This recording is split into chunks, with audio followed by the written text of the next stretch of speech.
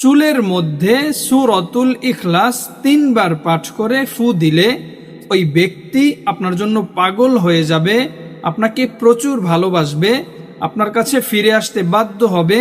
সে যেই হোক না কেন আপনার প্রতি আকৃষ্ট হবে, আপনি তাকে বশ করতে পারবেন চুলের মাধ্যমে সূরাতুল ইখলাস পাঠ করে ফু দিয়ে।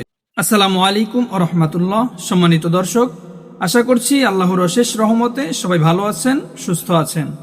প্রিয় দর্শক, যে কারো চুলের মধ্যে সূরাতুল ইখলাস 3 বার পাঠ করে ফু দিলে ওই ব্যক্তি আপনার জন্য পাগল হয়ে যাবে, আপনাকে প্রচুর ভালোবাসবে, আপনার কাছে ফিরে আসতে বাধ্য হবে।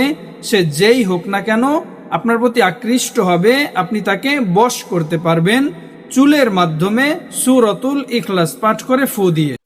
প্রিয় দর্শক, যারা আমলটা করতে চান অবশ্যই ধৈর্য সহকারে সম্পূর্ণ ভিডিওটি শেষ পর্যন্ত দেখবেন। আমি A to Z বুঝিয়ে বলার চেষ্টা করব, ইনশাআল্লাহ সবাই বুঝতে পারবেন। যারা যারা আমলটা করতে চান সবাই কমেন্ট বক্সে কমেন্ট করবেন।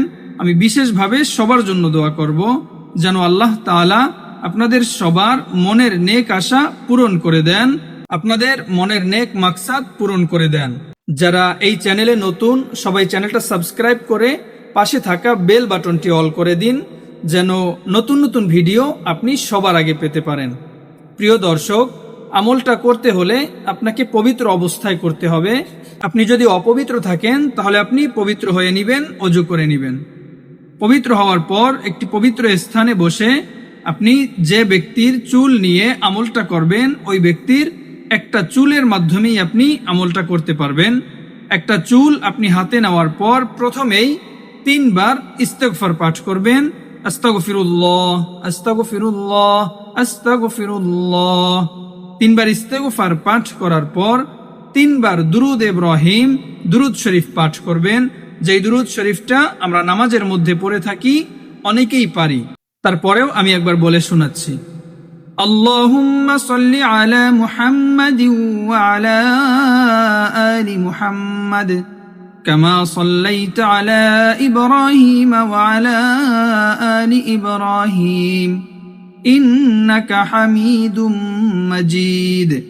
আল্লাহুম্মা বারিক আলা মুহাম্মাদিন ওয়া আলা আলি মুহাম্মাদ কামা বারাকতা আলা ইব্রাহিম ওয়া আলা আলি ইব্রাহিম ইন্নাকা হামিদুম মাজিদ।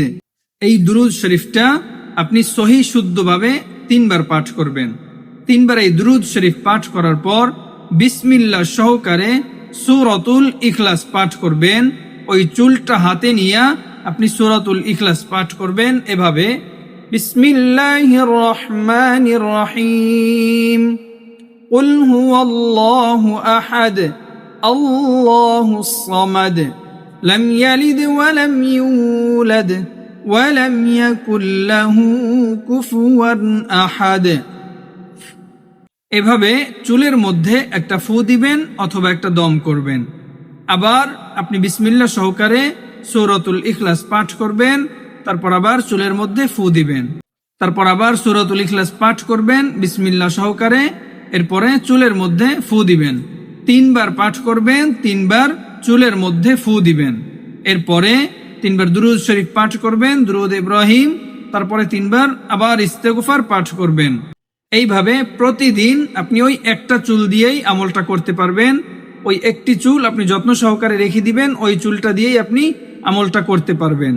যেই ব্যক্তির চুল দিয়ে আপনি আমলটা করবেন ওই ব্যক্তি যেথায় থাকুক না কেন, যেই হোক না কেন, আপনার কাছে ছুটে আসতে বাধ্য হবে, আপনার কাছে ছুটে আসবে, চলে আসবে। সে যেই হোক না কেন আপনাকে পাগলের মতো ভালোবাসবে, আপনার বশ হবে, আপনার প্রতি আকৃষ্ট হবে। আপনি যা বলবেন সে তাই শুনবে, আপনি যেভাবে চাইবেন সে সেভাবেই চলবে। আমি যেভাবে বলে দিয়েছি ওইভাবেই যদি আপনি সহি শুদ্ধভাবে আমলটা করতে পারেন পাক পবিত্র অবস্থায়, তাহলেই আমলে কাজ হবে, অন্যথায় আমলে কোনো কাজ হবে না। সহি শুদ্ধভাবে যদি না পড়তে পারেন, যদি ভুল পড়েন, তাহলে আমলে কোনো কাজ হবে না। সহি শুদ্ধভাবে পাক পবিত্র অবস্থায় আমি যেভাবে বলে দিয়েছি ওইভাবেই আপনি প্রতিদিন এই আমলটা করবেন। ইনশাআল্লাহ আল্লাহ তাআলা আপনার মনের আশা পূরণ করে দিবেন। আপনি যা চান আল্লাহ তাআলা আপনাকে তাই দিবেন।